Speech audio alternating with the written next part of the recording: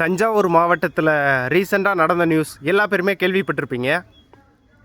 எல்லா பேருக்கும் தெரியும், அந்த விஷயம் தெரியாத ஆளே கிடையாது. அதில் என்ன நடந்துச்சு அப்படின்றத வந்து இந்த பகுதியில் பார்க்கலாம். விடுதலை சிறுத்தைகள் கட்சி அவங்களோட பேனர், திருமாவளவன் அண்ணனோட பேனர் வச்சதை மாநகராட்சிக்காரங்க அகற்றிட்டாங்க.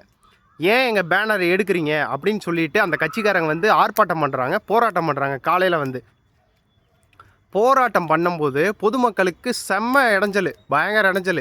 காலையிலலாம் வேலைக்கு போவோம், ஸ்கூலுக்கு போவோம், காலேஜ் போவோம். அவன் நடுத்தர மக்கள் வயிற்ற பார்க்கணும், சம்பாதிக்கணும், கடன் அடைக்கணும், அந்த வேகத்தில் போய்கிட்டு இருப்பான். அந்த சமயத்தில் 26 வயசு மதிக்கத்தக்க ஒரு வாலிபர் அந்த பையன் வர்றான். பையன் அவன் என்ன அவசரத்தில் இருந்தான்னு தெரியாது. ஏன்னா ஒவ்வொருத்தன் வாழ்க்கையும் எப்படி இருக்குன்னு அவனுக்கு தானே தெரியும். கடன் இருக்கலாம், அவன் வீட்டில் எதுவும் பிரச்சனையாக இருக்கலாம், ஒய்ஃப்ட்ட சண்டை போட்டு வந்திருக்கலாம், வேலைக்கு போகிற அவசரத்தில் வந்திருக்கலாம், ஏதாவது ஒரு அவசரமாக போயிருக்கலாம், ஒரு எமர்ஜென்சியாக போயிருக்கலாம். போலீஸோடு சேர்ந்து, சார் என்ன சார் இப்படி இருக்குது, நான் வேகமாக போகணும், எங்களை போக விடுங்க அப்படின்னு சொல்லிட்டு வாக்குவாதம் பண்ணுறான். எஸ்எஸ்ஐ ஆய்வாளர் கிடையாது, சிறப்பு சார்பு ஆய்வாளர். அவருக்கும் அந்த பையனுக்கும் வாக்குவாதம் ஆகுது. வாக்குவாதம் முற்றிலும் ரொம்ப முத்திருச்சு. முத்தும் போது அவன் பையன் என்ன சொல்கிறான், முடிஞ்சால் நட்டிங்க அப்படின்னு சொல்கிறான். சிறப்பு சார்பு ஆய்வாளர் அடிச்சிடுறாரு. அடித்ததுக்கப்புறம் என்ன ஆகுது, இந்த பையன் திருப்பி அடிச்சிடுறான். அதைத்தான் நான் சொல்ல வரேன். அந்த இடம்தான் முக்கியம்.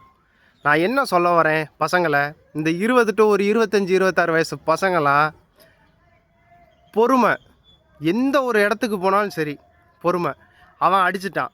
ஒரு கவர்மெண்ட் சர்வெண்ட், போலீஸ் அதிகாரி அடித்தா சும்மா விடுவாங்களா? 6 பிரிவுகளின் கீழ் வழக்கு பதிவு பண்ணி நீதிமன்ற பிணையிலேருந்து வெளியே வந்தாச்சு. அது விஷயம் கிடையாது, அந்த பேர் போகாதுல்ல.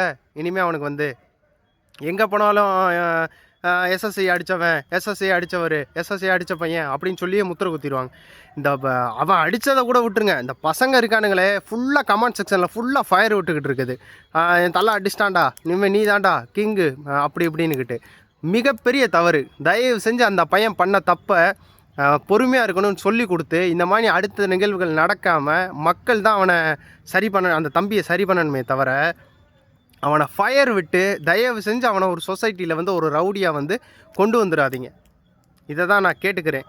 அதே மாதிரி அந்த பையன் நல்லபடியாக வெளியில் வந்துட்டான். அந்த பையனை வெளியில் எடுத்த அட்வொகேட் சங்கத்துக்கு நம்ம யூடியூப் சேனல் சார்பாக ஒரு நன்றியும் வணக்கத்தையும் தெரிவிச்சுக்கலாம். ஏன்னா ஒரு மிடில் கிளாஸ் பையன், அவன் என்ன அவசரத்தில் வந்தான்னு தெரியல, ஒரு தப்பு நடந்துருச்சு. இனிமேல் அந்த தப்பு நடக்காமல் அவன் கண்டிப்பாக பார்த்துக்கணும். அவ்வளோதான் விஷயம்.